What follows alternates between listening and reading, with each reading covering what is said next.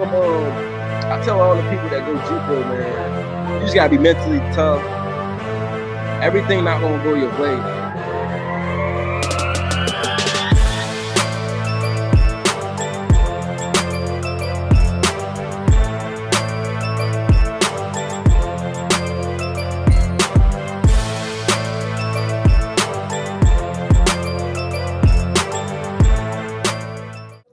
Welcome back to One Fourth TV.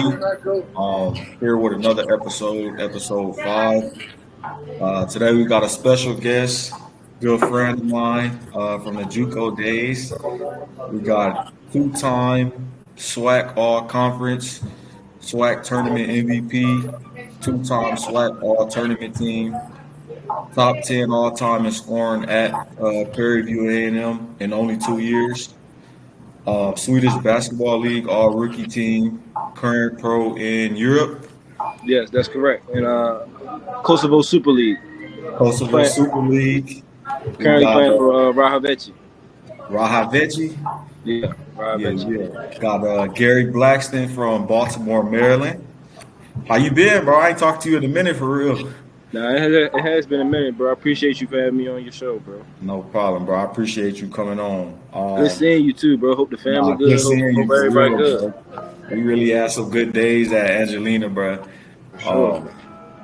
But talk to me a little bit about growing up in Baltimore and how you eventually got started playing basketball. So growing up in Baltimore, I mean, it's, typical, how it is, like pretty sure same way you grew up, like, just trying to, just do the right things. And there's a lot of distractions, you know what I'm saying? Like a lot, it's a lot of stuff that comes with being in the inner city. So, just like trying to like make my own decisions and be a follower, not a leader, you know what I'm saying? Even though I got friends that might do certain things or whatever. So, and believe it or not, bro, I actually started off playing football, bro. For real, that was your first sport? That was my first sport, football. Like, my father, he used to coach football, so, like, he put me in football, like, 5-7 flag football. Like, that's when it started. Like, that's the earliest you could play. So I really played football. And then I actually moved out of Baltimore when I was, like, in middle school. So I was playing football. Like, I played basketball, but it was never, like, serious. Like, I was just NFL, like I wanted to go to the NFL. Like I played basketball, you know how it is. We played basketball, football, baseball. Like we just played sports because we. What position you played in football? Quarterback, running back, wide receiver. When you young, you playing all the everything, skill positions. All the skill positions. Like, but like I said, once I moved to Edgewood in middle school, and that's when it was like, it really like the football thing. It was like because I was playing football with all my friends that I grew up with, and once I moved, it was like. I don't know like they already got their football teams and they got their skill positions filled. So that's when I turned to basketball because that's more like an individual, more of a you know what I'm saying? So that's when that happened. So around like 6th grade, when I moved, I started taking basketball way more serious. And I just completely stopped playing football, bro. Like I haven't played football since 9/11. Like 9/11. Yeah, that's when I stopped playing football, bro. Like 11, and then I just been strictly basketball. So when you went full-time basketball, I'm sure you like, even though you wasn't like full-time basketball, you still just played basketball, like being outside and stuff. For sure. Like ever since even when I was playing football, like we used to play outside. You know what I'm saying? I used to play with the big kids, and it was like they would always like see like little spurts. When you do like good against the big kids, like you know what I'm saying? It was always that love for it. It was always that love for it. So you started off playing basketball. For high school, you eventually go to Patterson. That's one of I ain't from Baltimore, but if you watch Ball is Life, you seeing Quill Carr on there on Patterson. Sure. You pretty much know what high school it is. Talk to me about your experience at Patterson.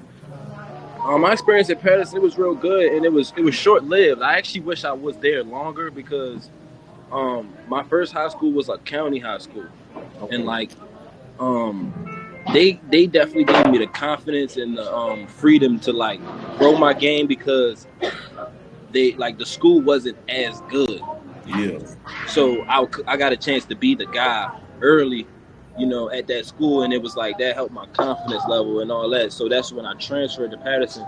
So now I'm transferring to Patterson, more polished, more more skill, more like my confidence is through the roof. Like, so I transferred it, and like I said, I had big shoes to fill because, like you say, Buzz Life, Kill Car, like all this stuff. And then when I transferred to Patterson, my coach immediately gave me number 3, and like he put pressure on me, but it was like the other years at that county school, it just, you know what I'm saying? And so I was more mentally ready for that, you know what I'm saying? So that's what it was like, the bright lights and the camera and all that, it really wasn't it didn't really affect me. So I feel like, you know, that's why I always like appreciate that first school I went to, but like Patterson definitely put me in a position like to go to Angelina and do certain things that like if I'd have stayed at like it was Joppatown High School, if I'd have stayed there, I wouldn't have had certain opportunities that Patterson gave me. It just was more of a basketball school, more publicity.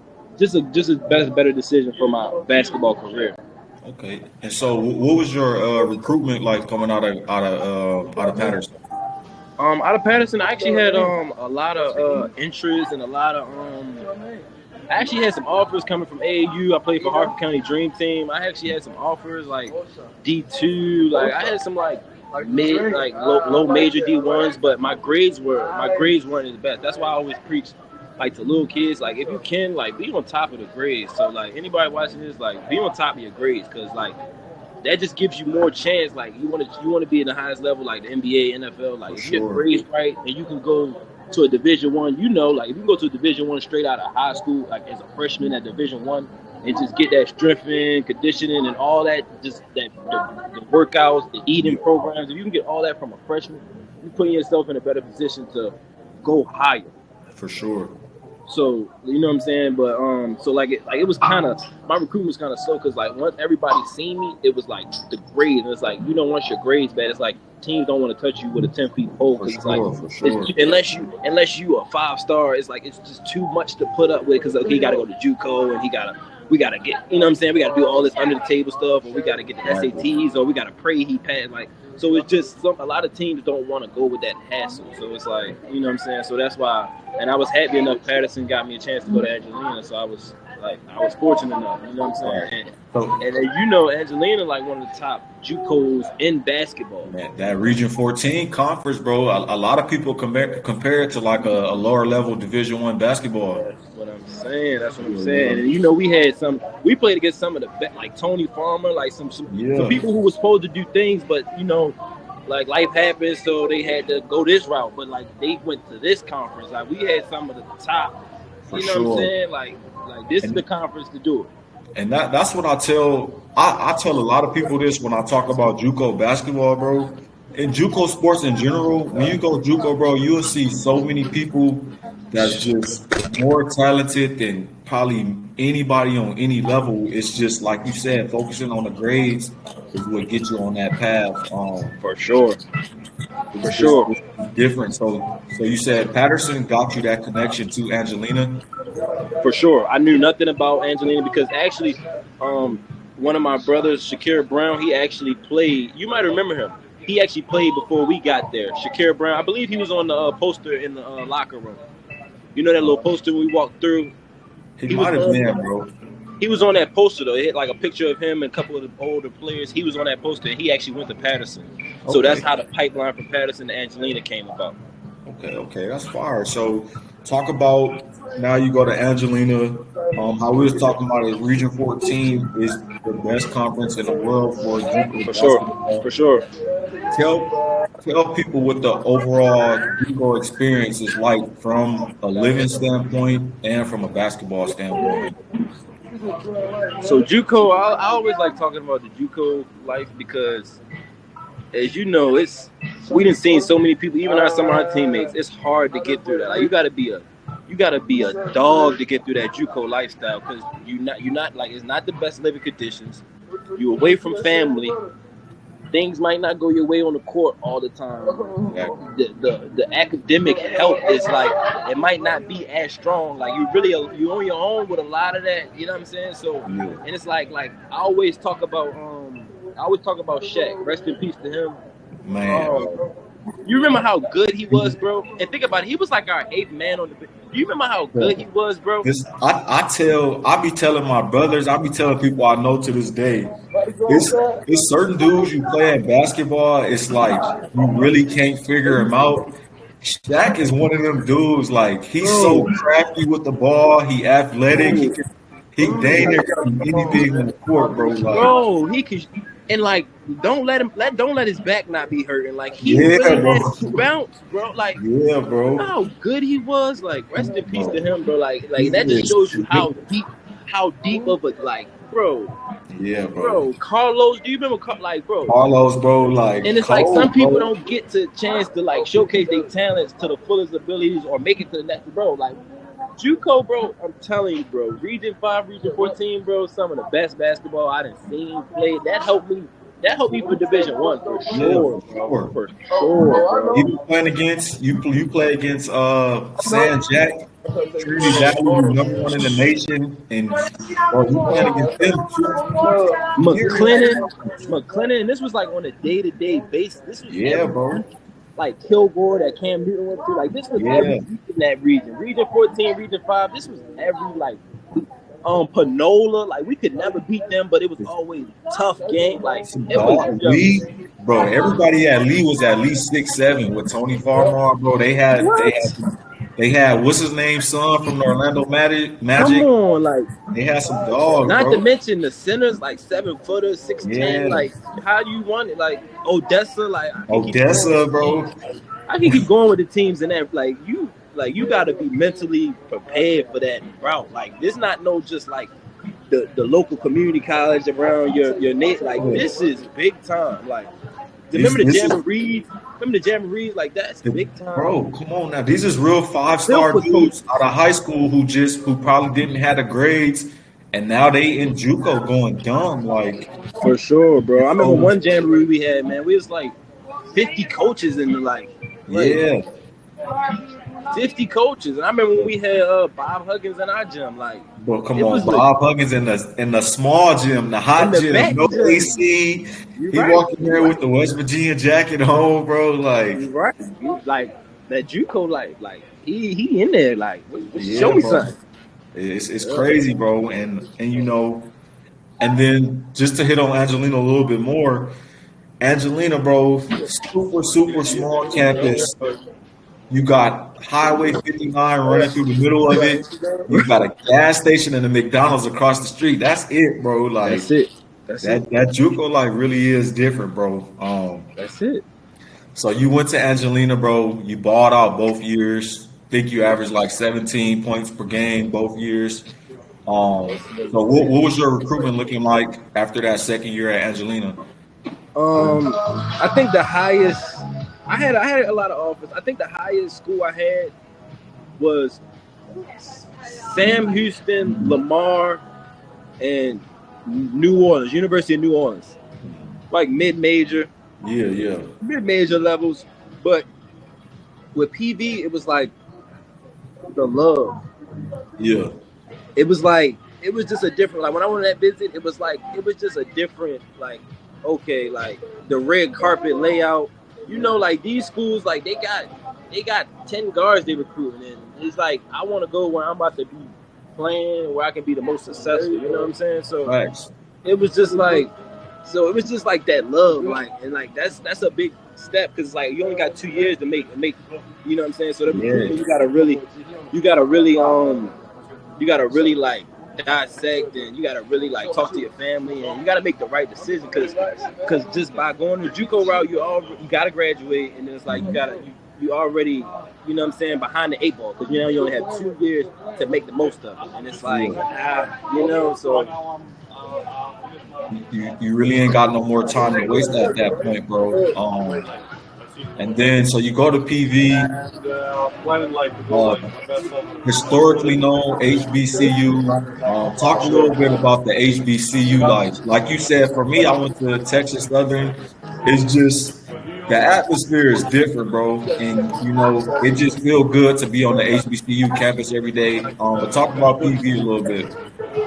I went HBCU instead of those other schools because it was just that love, like black is beautiful, like it's exactly black, that like it's so beautiful, bro, and it's like people care, like people were invested. Like people wanted me to succeed. Like I met a lot of great people. Like I lived in Texas for 5 years. Like I met a lot of great people in Texas. Like that I still have connections with to this day. Like I met you in Texas.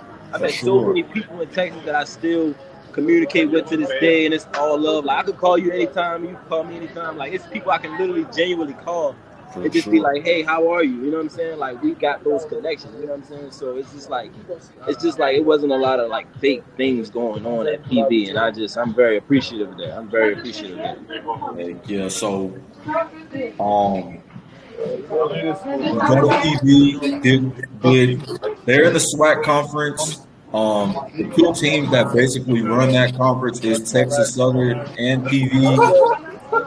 Did that play a part in you choosing a school? Because I know you probably wanted to play in the NCAA tournament and stuff like that. Believe it or not, before I got to PV, your school actually dominated it. Like, like that's what made me go there, bro. And I gotta salute Davis. Yeah. Y'all school dominated it. Like, I mean, dominated it. Like every year y'all was going to March Madness.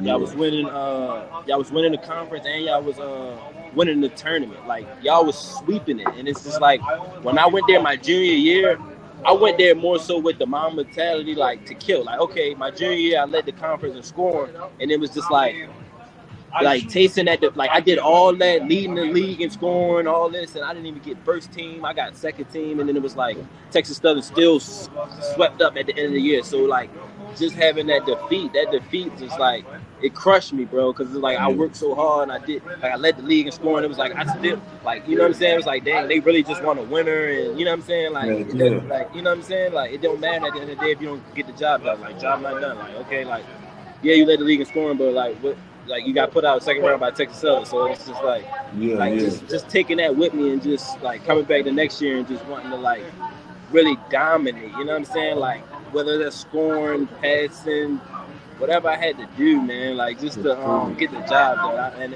I think the team before, I think that team with Davis and them, because when I lost, bro, I was crushed, bro. Yeah. Crushed, bro. Yeah, it gets serious, bro. Was there like a learning curve from you making that jump from the JUCO level to the D1 level, or did it help that PV wanted to bring you in as one of the main guys, so it helps set that confidence in early? For sure. Coach Smith, he when I like on my visit, I ain't gonna lie, I had a great visit, bro, and I was like dominating them guys, like the former players that were on the way out. I was dominating them guys, and he was just like, he just could tell I had that Baltimore in me. I was different. And then I also got to shout out my assistant coach, Coach Bussey, because he's actually back-to-back SWAC champions right now at Alcorn State. He was assistant coach at PV, but now he's the head coach at Alcorn, and he's back-to-back champion. So I got to shout him out, and he was a big part of me getting to PV as well. So I got to give him his kudos.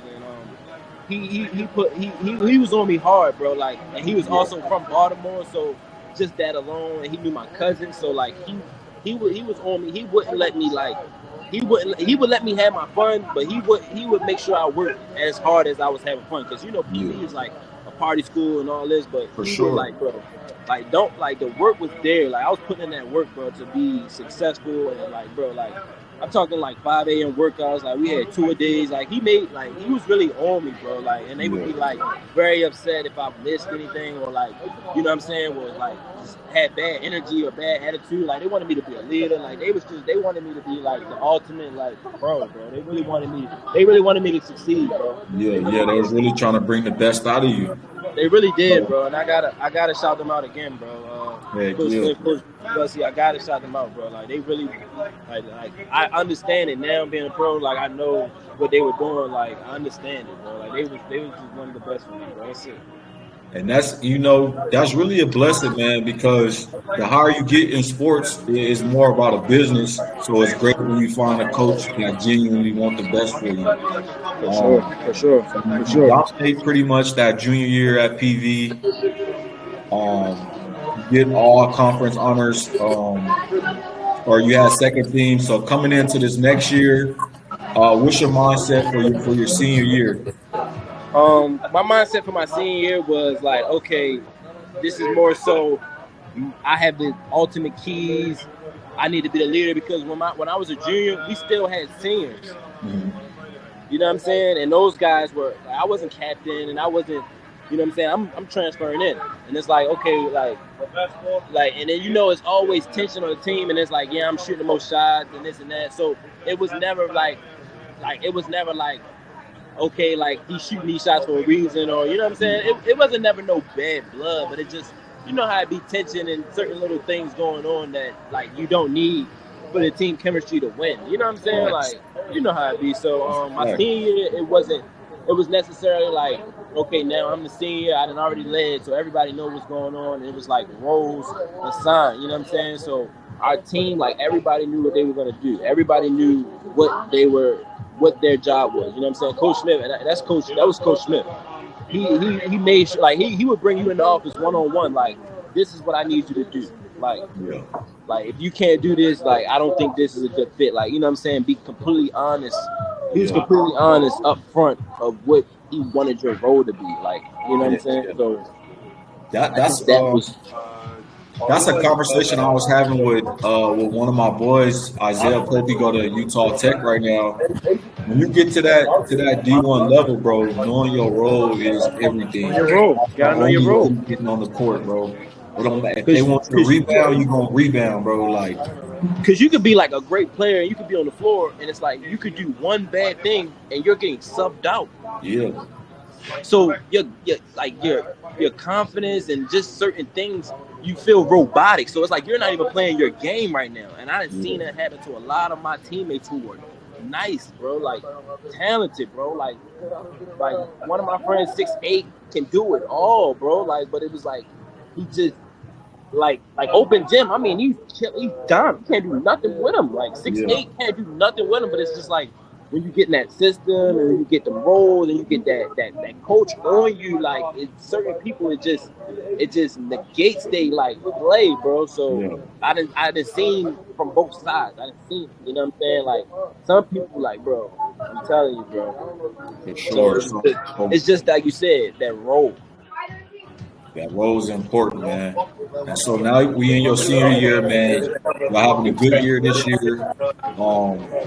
Is the team feeling confident that, like, this might be the year, like, we finally gonna get it done this year? For sure. We definitely all had that mindset, and we was under the assumption that if we didn't win, it's a disappointment. Like last year, like my junior year, it was like, okay, they were just 7th seed last year, but now we're like 3rd seed. So it's like, okay, that's an improvement. Okay, boom. So, but then it was like, okay, now these guys, you know, we had Dennis Jones, like we had pieces. So now it's like we all seniors. So it's like, okay, now we the top dogs in the conference. We the best backcourt. So it's like, if we don't win it, it was a disappointment. You know what I'm saying? So we definitely and we had like that was one of like the most successful SWAC seasons. We went 17-1 in conference. Like we really ran the table. Like in the one game we lost, me and Dennis fouled out at Texas Southern. Y'all clipped us for the one loss. But it was like we both fouled out. It was like down to the wire. Like that was the one game we lost, like down to the wire, regular season game. We both fouled out, and y'all, you know what I'm saying? Y'all came down and beat us. Like I think it might have been in overtime. So it was like everything had to happen for us to lose. Like and we would have been all on the table. Yeah. So y'all won the tournament that year to play in the NCAA tournament, right? Yeah, we won the tournament that year. You win SWAC tournament, you win SWAC MVP. How you feeling? I know you feeling. You got to be feeling like that dude walking around campus right now. How are you? And it was like they showed love, like to make you feel like you was that dude too. It wasn't you know what I'm saying, like, and like, you know, Houston, like Texas Southern, where PD at, it's like Houston. So like, you know, them games was everywhere in every bar and every restaurant. So like, they were showing love. And Houston, like, you know, that hospitality. So I'm happy. I'm happy I went to PV instead of some of them other like PWIs because like that love, man. Like I can go to Houston now, like, and still like they like it's that love, bro. It's that love, man. Bro. You can't find it, bro. It's nothing like it. So y'all win that. Y'all going to the NCAA tournament, bro. From my experience, the NCAA tournament is just it's a whole nother level from just college basketball. Like at that point, you getting treated like you in the league for them next couple of weeks, bro. What was your NCAA tournament experience like? Okay, before I answer that, you went your junior year, right? I went my junior year, yeah. Okay, It was yeah, because crazy, bro. I y'all was put us like, out. Y'all put us yeah, out. But yeah, that experience, it was definitely different. It felt like rock stars because like yeah, the private jet, just the team. yeah, You get off the jet, you got the red, you got the carpet, you got the people playing the instruments and the music for you at the hotel. They throwing confetti and you got the yeah. welcome signs and you walking up to the hotel, you got your name all on the like, you know what I'm saying? The interviews, like the practices, the media, like that whole experience, like I can only imagine being at a major deep like that, like signing autographs, like everybody invested in you because you in the tournament. There's only 64 teams that make it. Like that experience is like no other. Like that was like the closest thing I felt to being like in the NBA because that was the United States. Yeah, bro. Not overseas, like that was the English, like Reggie Miller calling the games, like that was the closest thing to like that right there. Like man, that. Tell them they giving you the gifts. They giving you the book, letting you choose what shoes you want. They doing all of that, bro. And it's crazy. It's the experience of a lifetime. Unlimited. You know they got the Gatorade machines in there, like billions of Gatorades in there, like just like that treatment is just different. That treatment is different. Yeah. And then who did y'all play that year? Who won Player of the Year that year? Nah, who y'all played that year in the tournament? We played Farley Dickinson. Farley Dickinson. Yeah, from the NEC conference. You went off that game too, for sure. I remember that. Yeah, I had a great game, man, but we came up a little short, man. I wish we would have won that game because we'd have played Gonzaga next, so that'd have been a great. You know what I'm saying? Just try to make. You never know what can happen in March Madness. You never know. Like, you could have knocked them out. They could have been on their worst shooting night. You never know with March Madness. It's only one night. It's not like it's NBA playoff 7 games. You never know, man. So I really wanted to win that. So at the NCAA tournament, with all the teams basically playing in one gym, you know every game finna be sold out, bro. For sure. That atmosphere crazy, bro. And it's like when you go into the tournament, you just get a burst of energy. You think that went into play against Farley Dickinson as far as you just hooping, like, did you just feel the atmosphere from the crowd? Bro, I ain't gonna lie, bro. Like college was way like it was just like because it wasn't for the money. It was just it was like for my last name, for my school. Like it was more like so like I was just like gullible to everything. Like I'm seeing Reggie Miller. Like I used to play with Reggie Miller on 2K and NBA 5. Like this Reggie Miller we talking about. You know what I'm saying? So I was just gullible to everything. Like I felt like it was more so like it was just fun. Like it was just you know what I'm saying? Like that was like that didn't feel like a job or feel like work. Like that was more like just fun, bro. Like it was like just you know what I'm saying? Just go play, bro. And it's like we don't have no pressure. I felt like we didn't have no pressure. Like especially when you're underdogs, it's like the pressure's not on you. I feel like it's on them to go complete the job. They don't complete the job. Coach might be getting fired. Somebody getting like for sure. I always felt like that, and I just like always had a chip on my shoulder and just tried to, you know what I'm saying, like motivate my teammates and like bring them along and just try to tell them like next play and just you know what I'm saying, like the nerves. Like even if you do got nerves, that's normal. You know what I'm saying? Like that's you. If you don't got nerves, it's like you really don't want to. You know what I'm saying? Like you don't want to do good. Like you know what I'm saying? So heck yeah. So pretty successful senior year. Of course, you ain't finished it the way you wanted to, but overall, you had a successful 2 years. And just going over all the records you had, you did all of that in 2 years. What you think your career would have looked like if you had a full 4 years at PB? Bro, if I had 4 years, bro, it'd have been like on some LeBron, like I break the records in my junior year. I'm still playing, like for sure, like because I got the number 1 like single season scoring. Yeah, you had like 6. I have that, like the single season, the most points scored in a single season. I have that record, and I'm my junior year is like 3, and my junior year is like 1, and my senior year is like 3. So it's like if I'd have had 2 more years, bro, I would have torched every record, bro, like every single record, bro, like. And then I also like led my team in rebounds my junior year, bro. I'd have had every record, bro. Like I'd have had every record, bro. And that's like no disrespect to any guys that came before me for PV, because we had some good guys, just that PV never had team success. Yeah. We had some great guys that came before me at PV, like, you know what I'm saying, some good guys, you know, that reached out to me, told me, you know what I'm saying, gave me pointers and all this, but PV never had team success. That's why I feel like my team, like my senior year, was one of the best teams ever to come through PV, because PV has never had like team success like that. 17-1, just dominate the comp. They have never had that, and it's like, and that's hard to do. It's hard to do. Texas Southern, like, that's hard to do. It is, bro. That's hard to do on any level in any conference. Like Texas Southern, when they recruit, they can bring somebody in the office. Look at all these trophies behind. They like Lakers of the SWAC. Like, real deal, bro. Big trophies all in there, bro. Look at all these trophies. Like, look at all these banners. Like this, like, so, you know, it's hard to, like, yeah, PV got the facilities and certain little things, but you want to be in that March Madness tournament. Like, you bring a recruited, like PV, you go to big PV, it's like 2 trophies in there. Like, okay, like y'all ain't going every year. Like Texas Southern goes basically every year. Real, bro. Even went last year. Yeah, they had it. They good at They good at getting all the bounce back players, like high major bounce backs. Texas Southern good for scooping them up and bringing them in real quick. That's what I'm saying. And then they even didn't y'all get Shaquille O'Neal's son, I believe? Yeah, they got Shaquille O'Neal's son. Like, that's publicity, and that's just like that's. Yeah, bro. That's bringing attention to your school for sure. And then so you end the senior season on a pretty high note. Played in the NCAA tournament, didn't go as far as you want. Now you go on to play in the Swedish League for the Coping Stars.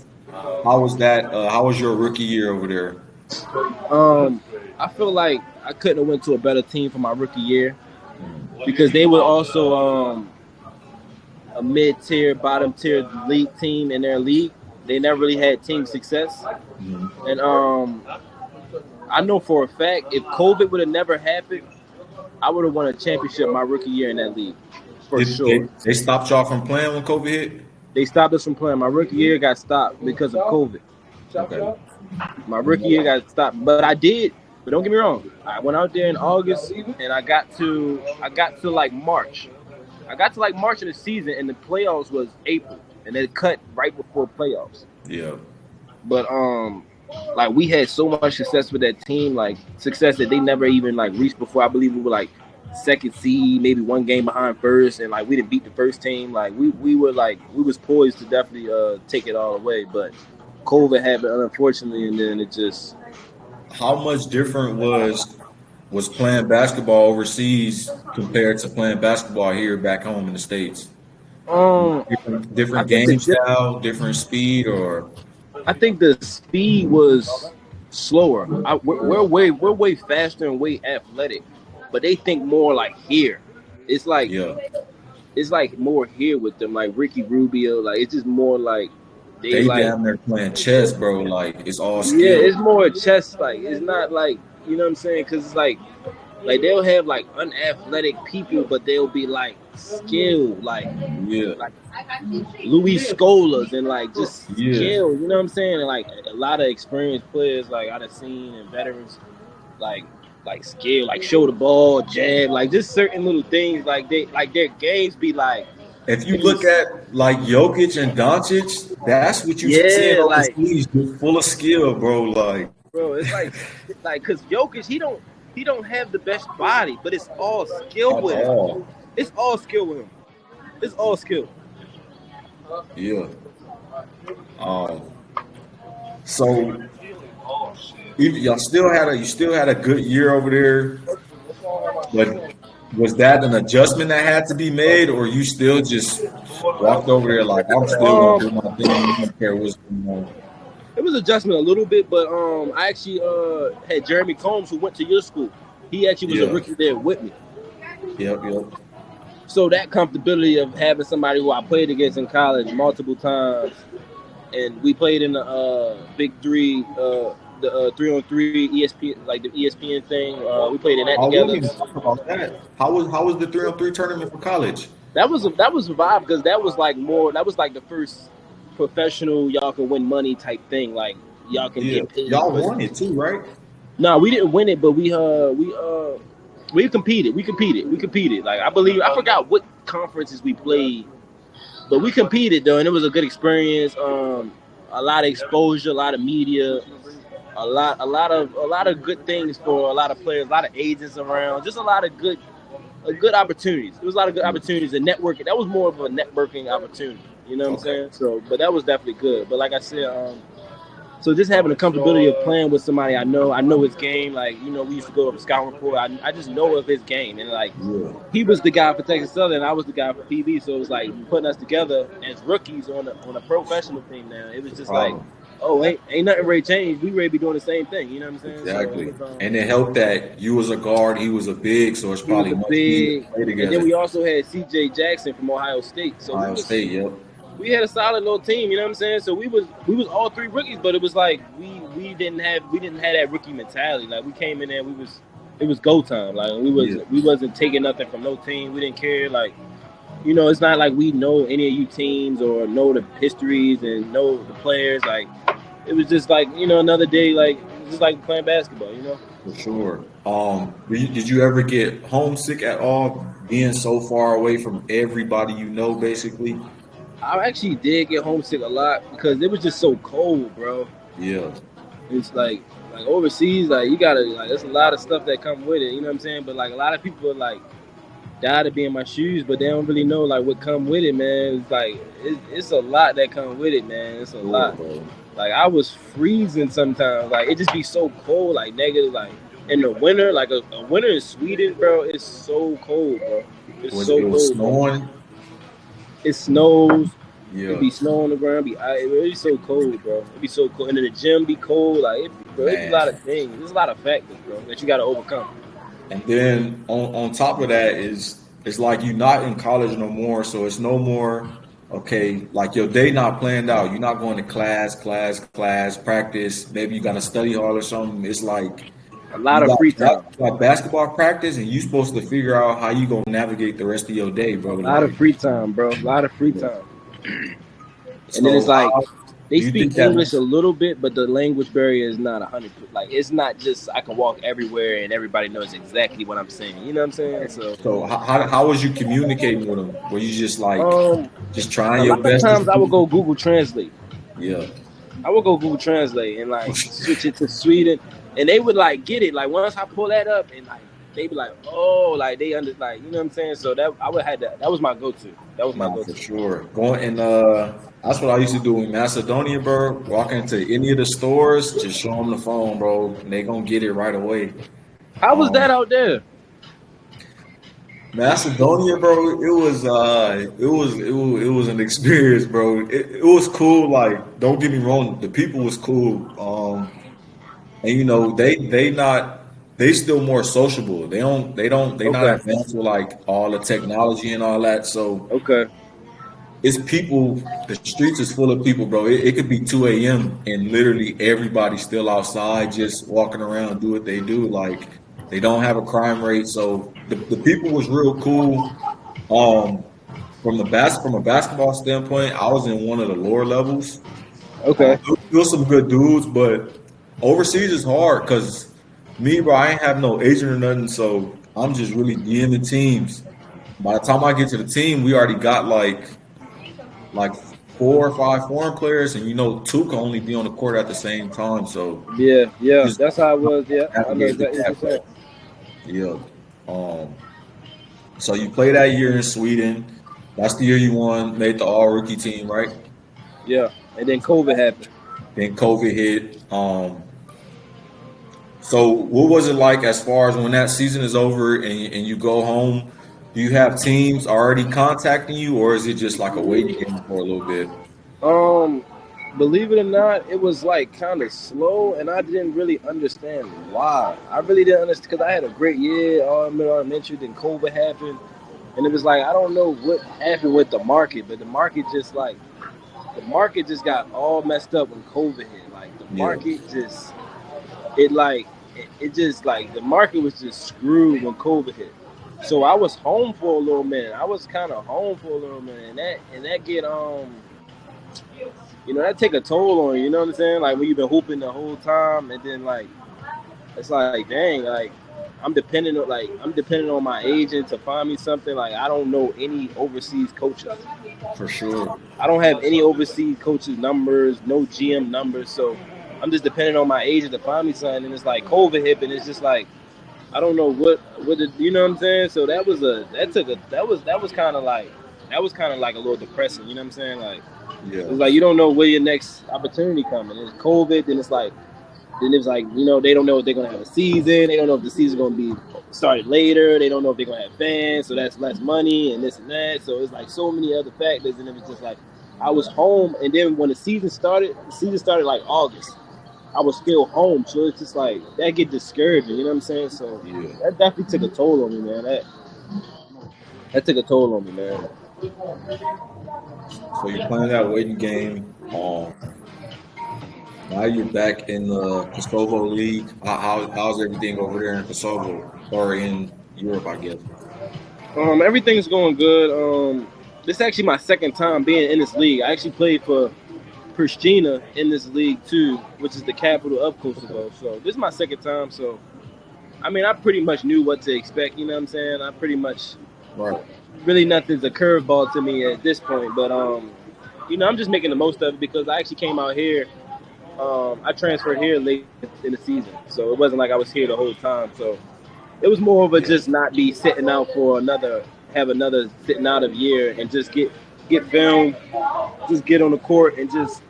You know, like not be sitting out another year. You know what I'm saying? Just get back out there, show the teams I can still play, show the teams I can still do these things. And because it's like you can't keep showing them film from your rookie year or, you know what I'm saying, like a couple games you played in Pristina. So it's like I just had to come get some more film, some more, you know what I'm saying, just get back over across the water. Heck yeah. So playing Kosovo League, was this a better league than the Swedish league? I actually don't know, bro. Like I'm still trying to figure out. Like I know it's Euro League. I know the top leagues, right? But like once you start getting like to the mid-low leagues, the tiers, like I don't know, bro. Like I don't know if Sweden is better than Kosovo. I don't know if Kosovo is better than Denmark. I feel like it all depends on the team's budget. Yeah. I think like because the way it works now is like a team just gonna wanna spend money to win a championship. So it's like I feel like it's based on the team because like you could be like if a low tier team tell a player they want to give them $7,500 a month or $10,000 a month, like that's okay, I'm taking that. I don't care what league it's in. You know what I'm saying? Like, why would I not? And then like I can get 5,000 or 6,000 at this club. Like, so it's like I think it's the budgets. Yeah. Like the more the team budget is, the better players they have in that league. Yeah, I see what you're saying. So you're saying it's not necessarily the league. It's like if teams in this league can afford people, then the best players will end up in the league. Right. So you could have a top guy in like a lower league because he's getting the most money because that team is going all out to win the championship. Nah, for real. We had a dude that played in the league, and I'm thinking like, why is he in this league like this? I know that's what I'm saying. We got people in this league. In my league right now, I just had a game against Trepka. They got former NBA guys, G League, like they got former. You know what I'm saying? Because like, so they're saying the team has $1 million budget. That's what they. Like, my teammates say. They say they got $1 million budget. So it's like they can bring who they want to bring. Like, you know what I'm saying? They can. So I feel like it's like all based on the budget. Like, okay, if this league is bringing in, like, let's say Denmark got it, they in the Euro Cup. They got a couple teams in Euro Cup. They've been doing TV sponsorships and the money up there. Like, I feel like it's based off of that now. Like, once you get under like the Euro leagues, the Euro Cup, and like once you under like those top leagues, like I feel like it's based off team budget. That's a fact. What advice would you give to a young hooper that may be taking that JUCO route or feel like they're being under recruited out of high school?